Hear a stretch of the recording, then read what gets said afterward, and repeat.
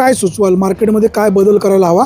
सध्या बाजार थोडे कमी झाले. बाजार कमी झालेले आहेत, परंतु मला एक असं सुचव वाटतं मार्केट कमिटीला की जो टायमिंग ठेवला 8 ते 3 वाजेपर्यंत, पण आपण काय 8च्या वेळेचा विषयच राहिला. लोक 7ला 7मध्ये येतात. 7ला येतात, पण मार्केट कमिटीने समजा व्यापाऱ्यांना सांगितलं की आज जो सकाळी जो भाव आहे तो भाव जर दुपारपर्यंत राहिला तर शेतकरी त्याच्या वेळेत तो येऊन विकू शकतो ना क्वालिटीप्रमाणे. म्हणजे सुरुवातीला जो बाजारभाव तुम्ही कराल साधारण बाबा सुपर क्वालिटी आहे त्याला साधारण 500, मीडियम आहे तर त्याला 300, जो भाव तुम्ही फोडाल तो शेवटपर्यंत राहिला पाहिजे. तो माल राहिला तर शेतकरी तो त्याच्या वेळेनुसार येऊ. आता जेवढी आवक येते तेवढा माल संपला जातोय.